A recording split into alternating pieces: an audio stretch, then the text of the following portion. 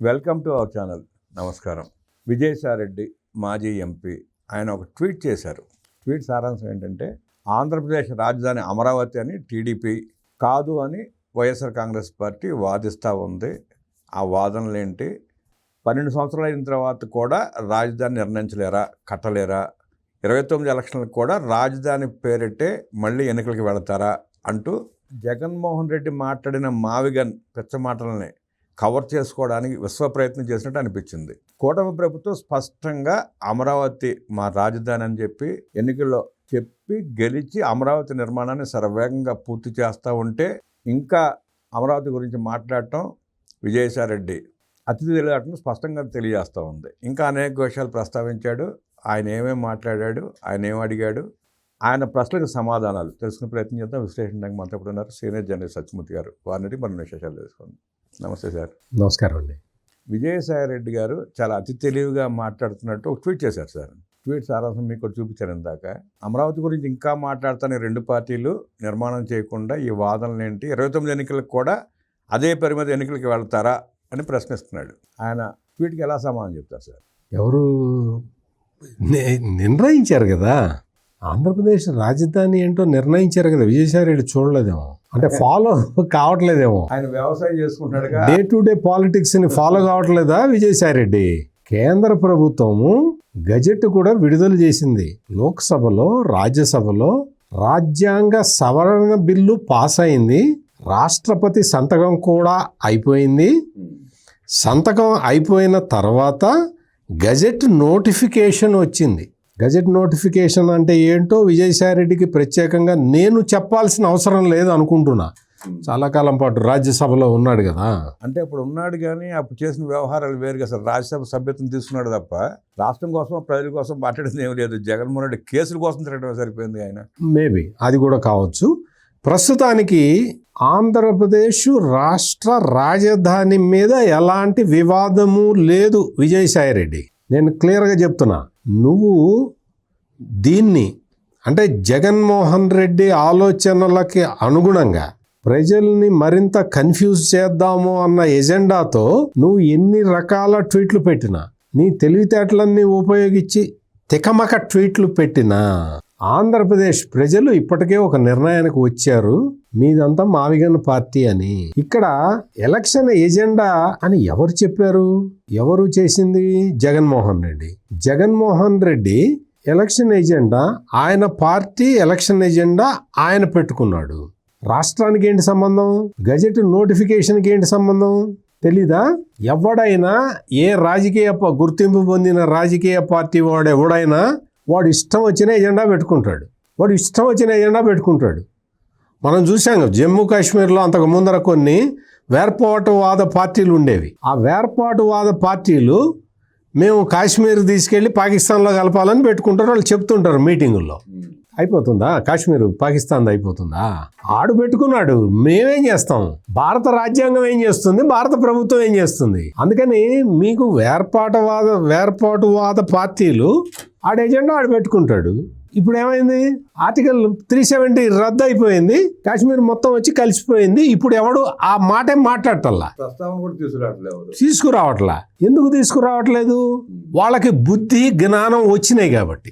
Article 370 ఎప్పుడైతే నరేంద్ర మోడీ రద్దు చేసేసాడో అప్పటికి జ్ఞానోదయం అయింది. It is an integral part of India అనేది అర్థమైంది వేర్పాటువాద పార్టీలకి. అప్పటి నుంచి వాళ్ళు మాట్లాడటం మానేశారు. మరి ఆ వేర్పాటువాద పార్టీలకు ఉన్న జ్ఞానం నీకుండాలి కదా. నీకు ఇప్పుడు మీరు ఇంట్రడక్షన్లో కూడా చెప్పారు, అమరావతి మా రాజధాని అని తెలుగుదేశం, జనసేన, బీజేపీ ఎన్నికలకు వెళ్ళినాయి. 164 సీట్లు ఇచ్చారు. అయిపోయింది కదా. ఆ తర్వాత కేంద్రం అడిగింది, అయ్యా మేము ఆంధ్రప్రదేశ్ పునర్వ్యవస్థీకరణ చట్టం 2014ని మార్చాలి. ఎందుకు మార్చాలి అంటే ఆ 2014 చట్టంలో 10 సంవత్సరాల పాటు తెలంగాణకి, ఆంధ్రప్రదేశ్కి ఉమ్మడి రాజధాని హైదరాబాద్ అని పెట్టాము. 10 సంవత్సరాల కాలపరిమితి పూర్తి అయిపోయింది కాబట్టి మీ రాజధాని ఏంటో చెప్పండి అని మీ అసెంబ్లీని అడిగి చెప్పండి, అసెంబ్లీలో ఒక తీర్మానం చేసి మాకు పంపియండి అని కేంద్ర హోంశాఖ రాష్ట్ర ప్రభుత్వాన్ని అడిగింది. అడిగితే రాష్ట్ర ప్రభుత్వం అసెంబ్లీ స్పీకర్కి చెప్పింది, అసెంబ్లీ కాల్ఫర్ ఇచ్చేశారు, సమావేశం ఏర్పాటు చేశారు, ఏకగ్రీవంగా తీర్మానించింది మా రాజధాని అమరావతి అని. అది తీశారు, లోక్సభలో పెట్టారు. అయ్యా, ఆంధ్రప్రదేశ్ రాష్ట్ర పునర్విభజన చట్టం 2014ని సవరిస్తున్నాము, హైదరాబాదు తెలంగాణ రాజధాని అయింది, ఆంధ్రప్రదేశ్కి అమరావతి రాజధాని అని రాజ్యాంగ సవరణ చెయ్యాలి, మీరు అనుమతించండి అని పెట్టారు, బిల్లు పెట్టారు. లోక్సభ ఓకే చేసింది. ఆ తర్వాత అదే బిల్లు రాజ్యసభలో పెట్టారు, రాజ్యసభ ఓకే చేసింది. ఎందుకు? ఆంధ్రప్రదేశ్ రాష్ట్రాన్ని ఎందుకు ఆంధ్రప్రదేశ్ రాష్ట్రాన్ని విభజించిన కాంగ్రెస్ ఈ బిల్లును సపోర్ట్ చేసింది. అప్పుడు విభజనని సపోర్ట్ చేసిన బీజేపీ ఇప్పుడు అధికారంలో ఉన్నది. అందుకని రెండు పార్టీలు కలవటం వల్ల, అందువల్ల రెండు పార్టీలు కూడా బిల్లుకి మద్దతు ఇవ్వటం వల్ల రాజ్యాంగ సవరణ సాధ్యపడ్డది. రాజ్యాంగ సవరణ ఏంటి అంటే, ఆంధ్రప్రదేశ్ రాష్ట్ర పునర్విభజన చట్టం 2014ని మార్చి ఆంధ్రప్రదేశ్ రాష్ట్ర పునర్విభజన చట్టం 2026 తీసుకొచ్చారు. అది రాజ్యాంగ సవరణ. ఈ 2026లో ఏముంది? ఆంధ్రప్రదేశ్ రాష్ట్రానికి రాజధాని అమరావతి, తెలంగాణ రాష్ట్రానికి రాజధాని హైదరాబాదు అని ఉన్నది. అంటే పాత చట్టాన్ని, విభజన నాటి సమయం నాటి చట్టాన్ని సవరించారు, అయిపోయింది. ఆ చట్ట సవరణ, రాజ్యాంగ సవరణ రాష్ట్రపతి దగ్గరికి వెళ్ళింది. రాష్ట్రపతి ద్రౌపది ముర్ము సంతకం పెట్టారు, నోటిఫికేషన్ వచ్చింది. విజయసాయి, ఇవన్నీ చెప్పింది మీకు కాదు రామబ్రహ్మం గారు, విజయసాయి రెడ్డికి అర్థం కావాలని ఇంత డీటెయిల్గా చెప్పా. విజయసాయి రెడ్డికి ఈ డెవలప్మెంట్స్ అన్నీ చూడలేదా, మర్చిపోయావా, గుర్తులేదా? ఎందుకంటే అన్ని ఇప్పటివరకు ఫైల్ అయిన అన్ని కేసుల్లో, ఫ్రాడ్ కేసుల్లో, కుంభకోణాల్లో అందరూ ఇదే చెప్తున్నారు, మాకు తెలియదు, మాకు గుర్తులేదు, మేము మర్చిపోయాం. మరి ఇది కూడా మర్చిపోయావా విజయసాయి రెడ్డి? అంటే దీని గురించి తెలుసుకునేంత టైము, సమయం, ఓపిక వాళ్ళకి లేకుండా పోయింది సార్. ఆ కేసులు, ఆ గొడవలు, ఈ గోల సరిపోతుంది తప్ప డెవలప్మెంట్స్ ఏం తెలియట్లే. మెయిన్గా ఏంటి అంటే, జగన్మోహన్ రెడ్డి నిన్న మాట్లాడాడు, మొన్న మాట్లాడాడు, వచ్చి నా ఎజెండా మావిగన్ అన్నాడు. మావిగన్ ప్రకారం నేను అసెంబ్లీ ఎన్నికలకి వెళ్తాను అన్నాడు. ఓకే, అసెంబ్లీ ఎన్నికలకి ఏ ఎజెండా మీద వెళ్ళాలి అనేది అది నిర్ణయించుకునే హక్కు, అధికారం జగన్మోహన్ రెడ్డికి ఉన్నాయి. వాళ్ళ పార్టీలో అందరూ విభేదించిన ఇదే నా ఎజెండా అని ఆయన చెప్పుకోవచ్చు. అది ఇష్టం లేని వాళ్ళు వెళ్ళిపోవచ్చు, లేదు ఉన్నవాళ్ళు అదే భజన చేయొచ్చు. మనకేం అభ్యంతరం లేదు, మనకేం సంబంధం, దాంతో మన సంబంధమే లేదు. నా ఎజెండా ఇది అని జగన్మోహన్ రెడ్డి చెబితే అది స్టేట్ ఎజెండా ఎట్లా అవుతుంది? దేశం ఎజెండా ఎట్లా అవుతుంది? ఏం సంబంధం? ఆంధ్రప్రదేశ్ రాష్ట్ర రాజధాని అమరావతి, ఇట్ ఈస్ ఫిక్స్డ్. ఇది ఫిక్స్ చేస్తూ రాజ్యాంగ సవరణ జరిగిపోయింది. నువ్వేం చేస్తావు? నువ్వేం చేయగలుగుతావు? జగన్మోహన్ రెడ్డి మాట్లాడే పెద్ద మాటలు కవర్ చేసుకుంటా ఇలాంటి ట్వీట్స్ పెట్టుకోవడం తప్ప జగన్మోహన్ రెడ్డి, నేను అదే రోజు చెప్పా, జగన్మోహన్ రెడ్డి ఏ రోజైతే మావిగన్ని ఎన్నికల అంశముగా చేసుకున్నాడో ఆ రోజునే అతని పార్టీ భూస్థాపితం అయిపోయింది. ఆ పార్టీలో ఎవ్వడూ కూడా ఈ జగన్మోహన్ రెడ్డిని హర్షించటం లేదు. జగన్మోహన్ రెడ్డి చెప్పిన మావిగన్ సూత్రాన్ని ఉత్తరాంధ్ర ప్రజలు అసహించుకుంటున్నారు, రాయలసీమ ప్రజలు ఆగ్రహంగా ఉన్నారు. రాయలసీమని రెచ్చగొడదాము, చంద్రబాబు నాయుడు అభివృద్ధి చెయ్యటం లేదు అని ఇంతకాలం తప్పుడు ప్రచారం చేసిన జగన్మోహన్ రెడ్డిని ఉపేక్షించి చూశారు రాయలసీమ ప్రజలు. చంద్రబాబు నాయుడు డెవలప్ చేస్తూ ఉంటే జగన్మోహన్ రెడ్డి తప్పుడు ప్రచారం చేస్తున్నాడు, అయినా సరేలే అని వదిలేశారు. ఎప్పుడైతే మావిగన్ అని చెప్పాడో, రాయలసీమలో మీరు ఒక ఒపీనియన్ పోల్ కండక్ట్ చేయండి, నేను అక్కడ ఫీడ్బ్యాక్ తీసుకున్నాను కాబట్టి చెప్తున్నా, రాయలసీమలో ఈసారి జగన్మోహన్ రెడ్డికి ఇప్పుడు వచ్చిన సీట్లు కూడా రావు, అన్నీ పోతాయి. ఈరోజు జమ్మలమడుగు బహిరంగ సభలో ఆదినారాయణ రెడ్డి ఇదే ప్రశ్నిస్తే అందరూ అమరావతికి జయని చెప్పారండి. అక్కడ steel plant, Rayalaseema steel plant ఇనాగరేషన్లో కరెక్ట్, మీ అబ్జర్వేషన్ కరెక్ట్. ఆదినారాయణ రెడ్డి నిజంగా ఎంత సాహసం అది. మొత్తం అంతా కూడా కడప జిల్లా రాయలసీమ పులి కదా జగన్మోహన్ రెడ్డి. రాయలసీమ పులి ఏరియాలో మీకు అమరావతి కావాలా మావిగన్ కావాలా అని అడిగితే అక్కడికి వచ్చిన వాళ్ళందరూ కూడా మాకు అమరావతి కావాలి అని అరిచి గొంతెత్తి చెప్పారు. అవును. అంటే ఎంత దారుణమైన పరిస్థితుల్లోకి జగన్మోహన్ రెడ్డి పడిపోయాడో చూడండి. అందుకని ఈ జగన్మోహన్ రెడ్డిని అంటే మావిగన్ ఊబిలో కూరుకుపోయిన జగన్మోహన్ రెడ్డిని మళ్ళీ ఆ ఊబి నుంచి పైకి ఎట్ట తేవాలా అని ఆలోచించి ఇద్దరు మేధావులు మన ముందరకు వచ్చారు. ఒక మేధావి ఈ విజయసాయి రెడ్డి, ఇంకొక మేధావి Sajjala Ramakrishna Reddy, senior journalist. Sir ఆయన విత్తండవాదం వింతవాదన అమరావతి సిఐడి రోడ్డు అంతంత పెద్ద రోడ్లు వేస్తున్నారు, దానివల్ల ఉపయోగం ఏంటి, తీసుకెళ్ళి ఎక్కడ కలుపుతున్నారు అంటాడేంటి సార్? అంటే ఫస్ట్ వాళ్ళు అర్థం చేసుకోవాల్సింది ఏంటంటే అమరావతి మాస్టర్ ప్లాన్ ఏంటి, ఎట్లా ఉన్నది, 4 జోన్లు ఎట్లా ఉంటాయి, ఈ 4 జోన్లలో ఏమేం చేస్తారు అనేది అర్థం చేసుకోవాలి.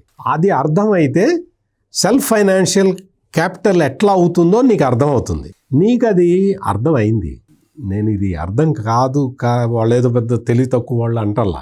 ఈ జగన్మోహన్ రెడ్డికి, సజ్జల రామకృష్ణారెడ్డికి, ఈ విజయసాయి రెడ్డికి అమరావతి జోనల్ వ్యవస్థ బాగా అర్థమయ్యి దాన్ని చెడగొడితే అమరావతి మళ్ళీ తలెత్తుకోలేదు అన్న ఉద్దేశంతో R5 జోన్ తీసుకొచ్చాడు. నేనేం వాళ్ళకి అర్థం కాక చెప్తున్నారు అనేంత అమాయకుడిని నేను కాదు. వాళ్ళు ఈ జోనల్ వ్యవస్థ మొత్తాన్ని అంటే మొత్తం టోటల్గా ఈ 4 జోన్లని డిస్టర్బ్ చేసేస్తే అమరావతి మాస్టర్ ప్లాన్ నాశనం అయిపోతుంది, అమరావతి ఇంకా రాదు అనుకున్నారు.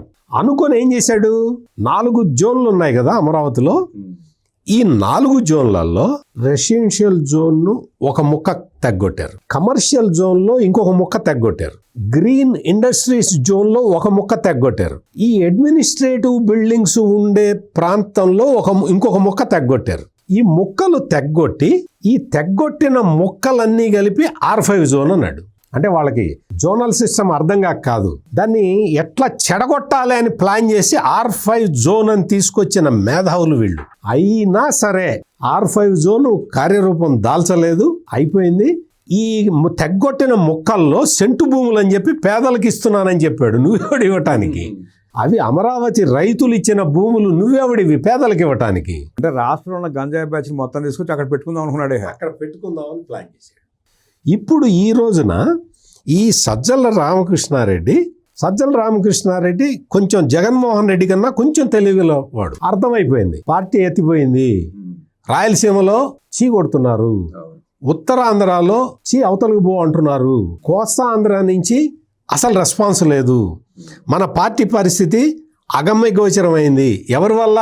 పార్టీ అధ్యక్షుడు ఇచ్చిన ఒక తెలివి తక్కువ స్టేట్మెంట్ వల్ల అని ఇవాళ కవర్ చేయడానికి వచ్చాడు. ఇవాళ కవర్ చేయడానికి వచ్చి ఆ రోడ్డు ఎందుకు కలపలేదు అంటాడు.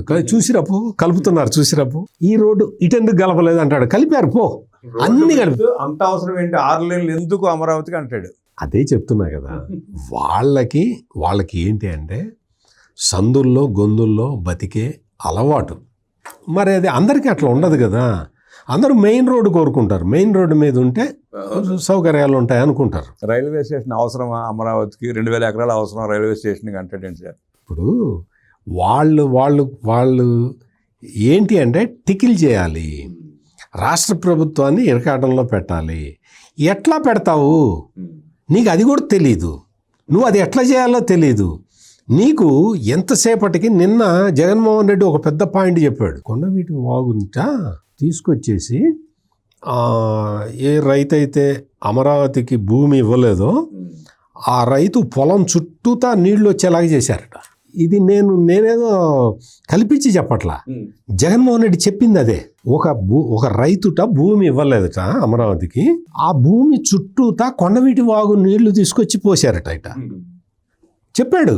అంటే మీ తెలివితేటలు ఏ స్థాయిలో ఉన్నాయి, మీరు ఎంత దుష్ప్రచారం చేస్తారు. తెలివితేటల కంటే కూడా అతని మట్టి ఎంతలా భ్రమించిందో అర్థమైపోతుంది, స్పష్టంగా అర్థమైపోతుంది. మీకు కొండవీటి వాగు, పాలవాగు వీటిని రెగ్యులరైజ్ చేసి ఈ 2 రిజర్వాయర్లని కట్టి, ఈ 2 రిజర్వాయర్లని దాదాపుగా 1 TMC వాటర్ తోటి నింపి ఎక్స్ట్రా వాటర్ని తీసుకెళ్ళి ఛానల్ చేసి కృష్ణా నదిలో లిఫ్ట్ చేస్తారు. అంటే కృష్ణా నది కొంచెం డౌన్లో ఉంటుంది, ఇది ఎత్తులో ఉంటుంది.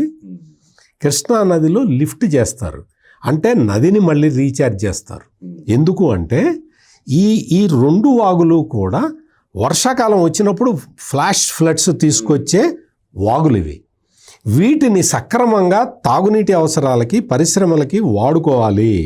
ఇప్పుడే కాదు, రాబోయే 100 సంవత్సరాలకి ఎంత వాటర్ కావాల్సి వస్తుందో అంత వాటర్ స్టోర్ చేసుకొని ఎక్సెస్ వాటర్ని కృష్ణా నదిలోకి రీఛార్జ్ చేస్తున్నారు. ఇది అక్కడ జరుగుతున్న ప్రాసెస్. నిన్ను నమ్ముకున్న ఒక రైతు ఒక ల్యాండ్ ఇవ్వలేదని ఆ ల్యాండ్ చుట్టూతా తీసుకొచ్చి కొండవీటి వాగు నీళ్ళని పారించేంత కుచ్చిత బుద్ధి అక్కడ ఎవరికీ లేదు. అట్లా అవకాశం ఉంటే జగన్మోహన్ రెడ్డి ప్యాలెస్ చుట్టూ తిప్పేవాళ్ళుగా. అందుకని వీళ్ళు ఏంటి అంటే, ఈ సజ్జల రామకృష్ణారెడ్డి ఇంకొక పాయింట్ చెప్తున్నాడు. అక్కడ వాస్తవంగా వర్కులు జరుగుతుంది, 42,000 కోట్ల రూపాయల వర్కులు జరుగుతుంది. 42,000 కోట్ల రూపాయల వర్కులు, 42,000 కోట్ల రూపాయల అప్పు చేశాడు చంద్రబాబు నాయుడు అని చెప్పాడు అన్నాడు సజ్జల రామకృష్ణారెడ్డి. నువ్వు జర్నలిస్టువే, నేను జర్నలిస్టునే. నాకన్నా నువ్వు సీనియర్ జర్నలిస్టువి, నాకన్నా ఒక 5 ఏళ్ళు 6 ఏళ్ళు చాలా సీనియర్ జర్నలిస్టువి నువ్వు. 42,000 కోట్ల రూపాయలు చంద్రబాబు నాయుడు అప్పు చేశాడు అని స్పష్టంగా చెప్పావు కదా. ఈ అప్పుకి ప్రొవిజన్ ఎక్కడున్నది? కేంద్ర బడ్జెట్లో ఉందా, రాష్ట్ర బడ్జెట్లో ఉందా, స్పెషల్ బడ్జెట్ ఉందా? ఈ 42,000 కోట్ల రూపాయలు అప్పు అని నువ్వెట్లా నిర్ధారించావు? ఏ డాక్యుమెంట్ ఆధారంగా 42,000 కోట్ల రూపాయలు చంద్రబాబు నాయుడు అప్పు చేశాడు అని చెప్పావు? ఇది చాలా స్పష్టమైన ప్రశ్న అడుగుతున్నా, ఎటువంటి అంబిగ్యూటీ లేకుండా. 42,000 కోట్ల రూపాయల అప్పు బడ్జెట్లో చూపించకుండా చెయ్యటం సాధ్యమా? అది సాధ్యం కాదు. 42,000 కోట్ల రూపాయల అప్పు ఎక్కడుంది? రాష్ట్ర బడ్జెట్లో ఉందా, కేంద్ర బడ్జెట్లో ఉందా, ఎక్కడుంది? ఒక్కసారి చెప్పు, క్లియర్ కట్గా చెప్పు. Be clear. ప్రజల ముందర క్లారిటీ ఉండాలి. అంటే ఇవన్నీ కూడా ఏంటి అంటే, కేంద్రం గ్రాంట్ ఇచ్చింది, రాష్ట్ర బడ్జెట్లో ఈ జగన్మోహన్ రెడ్డి ఇప్పటికి 100 సార్లు చెప్పాడు రాయలసీమలో ఖర్చు ఇవాళ సజ్జల రామకృష్ణారెడ్డి కూడా ఇదే చెప్పాడు.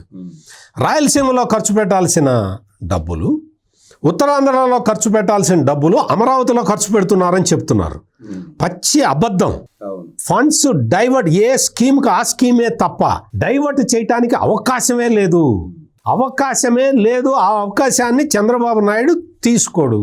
మీకు రాష్ట్ర బడ్జెట్లో అమరావతికి కేటాయించింది 6,000 కోట్ల రూపాయలు. 6,000 కోట్లకి మించి ఒక్క పైసా కూడా తీసుకోవటానికి వీలే లేదు. మరి 42,000 కోట్ల పనులు ఎట్లా జరుగుతున్నాయి అక్కడ? కేంద్ర ప్రభుత్వం వాళ్ళు ఓవర్సీస్ అప్పు తీసుకొని, వాళ్ళు ఎక్కడి నుంచి, ఏ సంస్థ నుంచి, ఏ ఆర్థిక వ్యవస్థ నుంచి, ఆర్థిక సంస్థ నుంచి తీసుకున్నారో మనకు అనవసరం. ఎందుకంటే ఆ లోన్ రీపే చేసేది మనం కాదు. కేంద్రం అప్పు తెచ్చి మనకి గ్రాంట్గా ఇస్తున్నది. అందులో కొంత అమౌంట్ వచ్చింది. కేంద్ర ప్రభుత్వం ఎక్స్టర్నల్ బారోయింగ్స్ ద్వారా తీసుకొని అమరావతికి ఆర్థిక సహాయం చేస్తున్నది. ఆ ఆర్థిక సహాయాన్ని అమరావతి కోసమే వాడాలి. నేను అది తీసి నేను నవరత్నాలు హామీ ఇచ్చాను సార్, నేను దానికి బటన్ నొక్కుతాను సార్ అంటే ఊరుకోరు. అదే విధంగా ఏ స్కీమ్కి ఆ స్కీమే. ఈ సజ్జల రామకృష్ణారెడ్డి ఏం చెప్తాడు అంటే, ఇక్కడ 42,000 కోట్లు ఇక్కడ ఖర్చు పెట్టే బదులు హంద్రీనీవా సుజల సరవంతి కాలువ వెడల్పు చేయొచ్చు కదా అన్నాడు. వెడల్పు ఆల్రెడీ చేశారు, చూసిరాపో. 3,500 కోట్లు అంత ఖర్చు పెట్టారు కదా ఆల్రెడీ. చూసిరాపో. చేసి వెడల్పు చేయటమే కాకుండా కుప్పం దాకా తీసుకెళ్లారు వాటర్ని. కుప్పంలో పరమసముద్రం చెరువుని నింపారు హెచ్ఎన్ఎస్ఎస్ వాటర్ తోటే. సార్, అంత స్పష్టంగా హంద్రీనివా పనులు చేశారు. కుప్పం చివరాయికటి వరకు నీళ్లు తీసుకెళ్లారు. అంత స్పష్టత ప్రజలకు ఉన్నా కూడా వీళ్ళు ఇంకా అబద్ధాలు చెప్పే ప్రయత్నం చేస్తున్నారంటే ప్రతిదీ అంతే. అక్కడ ప్రజలు నంబర్గా అసలు అందరికీ తెలుసు. ఇప్పుడు నేను చెప్తున్నాను కదా, నేనేమి కుప్పం వాడిని కాదు, లేకపోతే హెచ్ఎన్ఎస్ఎస్ కాలువ ఎడిపోతుందో నేను మొత్తం ఆ కాలువల్లో నా పొలాలు ఏం లేవు కదా, ఆ కాలువ పోయే ఏరియాల్లో నా పొలాలు ఏం లేవు. మరి నాకు తెలిసింది కదా, నేను 10 మందికి చెప్తాను కదా. సజ్జల తీరు ఎలా ఉందంటే, అద్దం ముందు కూర్చుని ఈ మొహం నాది కాదన్నట్టు ఉంది. ఇటువంటివి అన్నీ కూడా అభూత కల్పనలతోటి ఈ డబ్బులు అక్కడ ఖర్చు పెట్టచ్చు కదా, అది పెడితే ఇది అవుతుంది కదా, ఇది పెడితే అది అవుతుంది కదా. వెలిగొండ రిజర్వాయర్ గురించి చెప్తున్నాడు. వెలిగొండ రిజర్వాయర్లో అక్కడ టన్నెల్లో మిషన్ని ఇరకబెట్టి అది ముందరకి వెనక్కి కదలకుండా ఉంటే దాన్ని అక్కడే వదిలేసి యువతలకు వచ్చి ప్రాజెక్టుని జాతికి అంకితం చేసి జగన్మోహన్ రెడ్డి వచ్చి వెలిగొండ ప్రాజెక్టు గురించి మాట్లాడతాడు. 3,000 కోట్లు ఖర్చు పెట్టారు, ఇంకా ఖర్చు పెడుతున్నారు. ఇంకొక పాయింట్, చాలా అద్భుతమైన పాయింట్ ఏమంటాడంటే ఈ సజ్జల రామకృష్ణారెడ్డి, మీకు R&R ప్యాకేజ్ ఇవ్వచ్చు కదా ఈ డబ్బులతోటి, అమరావతిలో వేస్ట్ చేసే బదులు. సజ్జల రామకృష్ణారెడ్డి ఈ డబ్బులే R&R ప్యాకేజీ ఇచ్చేశారు. మొన్న క్లియర్ చేసింది పోలవరంది మొన్న క్లియర్ చేశారు, వెలిగొండది రేపు ఎల్లుండో ఇస్తున్నారు. చంద్రబాబు నాయుడు క్లియర్ కట్గా చెప్పాడు, ఏ రైతుకైనా సరే ఎవరికైనా సరే ముంపు ప్రాంతాల వాళ్ళకి R&R ప్యాకేజీ ఇవ్వకుండా నేను ప్రాజెక్టుని ఇనాగరేట్ చేయనని చెప్పాడు. సింపుల్. పోలవరం అంతే, వెలిగొండ అంతే. వెలిగొండ ముంపు ప్రాంతాల రైతులకి జగన్మోహన్ రెడ్డి 5 సంవత్సరాల కాలంలో ఎంతమంది రైతులకి పరిహారం ఇచ్చాడు తెలుసా? ఒకసారి ఊహించండి. 9 మందికి ఇచ్చాడు. 9 మంది రైతులకి. ఆ గవర్నమెంట్కి ముఖ్య సలహాదారుడైన సజ్జల రామకృష్ణారెడ్డి వచ్చి ఈ అమరావతిలో ఖర్చు పెట్టే డబ్బులు అక్కడ ముంపు ప్రాంతాల వాళ్ళకి పరిహారం ఇవ్వచ్చుగా అంటాడు. ఇస్తున్నారు, అది ఇస్తారు. ఈ వార్త నిన్న కాక మొన్న జరిగింది కదా సార్. చంద్రబాబు నాయుడు గారి పర్యటన వెలుగొండ మొన్నే 2 days అయింది. ఎగ్జాక్ట్లీ. అంటే ఆ వార్త కూడా వాళ్ళు చూడలేదంటే వాళ్ళు ఏ స్థాయిలో ఉన్నారో, వాళ్ళు రాష్ట్రం గురించి ఏం ఆలోచిస్తున్నారో అర్థమవుతుంది. వాళ్ళకి అవగాహన రాహిత్యం, ప్రజల్ని మిస్లీడ్ చేయాలి అన్న ఆలోచన తప్ప వేరే ఆలోచన వాళ్ళకి లేదు. అందుకనే తప్పుడు వార్తలు ప్రచారం చేస్తున్నారు. అమరావతిలో ఖర్చు పెడుతున్న డబ్బులు అమరావతి కోసం కేంద్రం కేటాయించినవి, రాష్ట్రము 2 ఎక్స్టర్నల్ ఏజెన్సీస్ నుంచి తీసుకుంటున్న అప్పులు. ఆ అప్పులు ఏంటి అంటే, ఆ అప్పులు 45,000 కోట్లు 50,000 కోట్లు లేవు. ఆ అప్పులు వాటిని ఇక్కడ జనరేట్ అయ్యే డబ్బులతోటి తీరుస్తారు. అమరావతి రాజధాని ప్రాజెక్టే అది. మీకు ఇక్కడ ల్యాండ్ కాస్ట్ పెరిగితే ఆ ల్యాండ్ని అమ్మటం ద్వారా వచ్చే డబ్బులతోటి ఎక్స్టర్నల్ బారోయింగ్స్ తీరుస్తారు. ఇది చెప్పంగానే సజ్జల రామకృష్ణారెడ్డి ఏమంటాడు తెలుసా? ఎప్పుడు జరుగుతుంది అవన్నీ, ఎప్పుడు ల్యాండ్ల రేట్ ఎప్పుడు పెరగాలి, ఎప్పుడు అమ్మాలి, అవి ఎప్పుడు కట్టాలి అంటాడు. నువ్వేం కంగారు పడు మాక, ఆ ప్లానే అది. వాళ్ళు లోన్ ఇచ్చేవాళ్ళు అవన్నీ చూసిన తర్వాతే ఇచ్చారు. వీళ్ళకి టెన్షన్ ఎందుకు? వీళ్ళకి చేత కాదు, అసమర్థులు అని చెప్పాక ప్రభుత్వాన్ని మార్చుకుని ప్రజలు తెచ్చుకుని బాబు గారికి అప్పు చెప్పింది. ఆయన చూసుకుంటాడు, వీళ్ళకెందుకు టెన్షన్? ఖచ్చితంగా. ఇప్పుడు నిజంగా అక్కడ అసెట్ వాల్యూ పెరుగుతున్నది, ఇప్పటికే పెరిగింది. మేము అనుకున్నంత పెరగలేదు అంటాడు సజ్జల రామకృష్ణ. నువ్వెంత అనుకున్నావో అక్కడ ఆన్ రికార్డు వాల్యూ పెరుగుతూ ఉన్నది. దాంతో అవి అక్కడ తీరుస్తారు. రైతుల సమస్యలు, అమరావతికి భూములు ఇచ్చిన రైతుల సమస్యలు తీర్చలేదు అని సజ్జల రామకృష్ణారెడ్డి చెప్తున్నాడు. విజయసాయిరెడ్డి కూడా చెప్పాడు అదే మాట. విజయసాయిరెడ్డి కూడా అదే మాట చెప్తున్నాడు. విజయసాయిరెడ్డి ట్వీట్లో కూడా ఇదే పాయింట్ పెట్టాడు. అక్కడ 98.5% రైతుల సమస్యలు తీర్చారు. ఇంకా తీర్చాల్సిన సమస్యలు రైతులవి 105కో 106కో ఉన్నాయి. ఆ 106 మంది ఏళ్ళ మనుషులే. ఈ 106 కూడా ఇందులో సగం కేసులు వారసత్వం కోసం అని చెప్పి కోర్టుల్లో ఉన్న కేసులు. వారసత్వం కోర్టు ధృవీకరిస్తే తప్ప దానికి కావాల్సిన ల్యాండ్ సపరేట్, దానికి ఆల్టర్నేటివ్ ల్యాండో కాంపెన్సేషనో ఏదైతే అది ప్రభుత్వం ఇవ్వలేదు. కోర్టుల్లో న్యాయపరమైన లిటిగేషన్లో ఉన్న 105, 106 కేసులు తప్ప రైతుల సమస్యలు అన్నీ తీరిపోయినాయి, పరిష్కారం అయిపోయినాయి. 2వ విడత ల్యాండ్ పూలింగ్ డిఫరెంట్ టైపులో జరుగుతూ ఉన్నది. అవి ప్రాజెక్ట్ వైజ్గా తీసుకుంటున్నారు. ఓవరాల్గా అమరావతి కోసం ల్యాండ్ పూలింగ్ అయిపోయింది. ఇప్పుడు ఇంటర్నేషనల్ ఎయిర్పోర్ట్ కోసం, రైల్వే స్టేషన్ కోసము, ఇందాక నుంచి మీరు చెప్తున్న రోడ్ల కోసము, స్పెసిఫిక్ ప్రాజెక్ట్ కోసం ల్యాండ్ పార్సెల్స్ తీసుకుంటున్నారు. ఇది జరుగుతున్నది. అందుకని వీళ్ళు జగన్మోహన్ రెడ్డి, సజ్జల రామకృష్ణారెడ్డి, వేణుంబాకం సాయిరెడ్డి, నూగంబాకం విజయసాయిరెడ్డి, వేణుగోపాలం విజయసాయిరెడ్డి. అవి వాళ్ళు కంగారు పడాల్సిన అవసరం లేదు. మీరు ఏం ఆలోచించమాకండి. మీరు ముగ్గురు కూడా కలిసి కూర్చొని మావికన్ని ఎట్లా డెవలప్ చేయాలో ఆలోచించుకోండి. మీకు అమరావతికి మీకు సంబంధం లేదు. మీకు అమరావతిని అభివృద్ధి చేయడం రాదు, నాశనం చేయడం కూడా రాదు. నేను మళ్ళీ అది కూడా చెప్తున్నా, నాశనం చేయడం కూడా రాదు మీకు. ఎయిర్పోర్ట్ కూడా ఎందుకు అంటాడండి సార్? అర్థం కాదు. ఎందుకు? అదే అసలు ఈ అవసరమే లేదు. ఎయిర్పోర్ట్ ఎందుకు? అసలు అంత పెద్ద అవుటర్ రింగ్ రోడ్ ఎందుకు కావాలి? పని ఏంటి అంటాడు. అస్సలు రాష్ట్ర ప్రజలకి ఆస్తులు సేకరించి పెట్టాల్సిన అవసరమే లేదు. మనం కొట్టేస్తే చాలు. ఈ సిద్ధాంతానికి లోబడి ఉన్నవాళ్ళు, వీళ్ళ ఆస్తులు ఎన్ని వేల రెట్లు పెరిగినాయి అధికారంలో రావటానికి ముందు, అధికారం కోల్పోయిన తర్వాత వీళ్ళ ఆస్తుల లెక్కలు తీస్తే వేల రెట్లు పెరిగి ఉన్నాయి.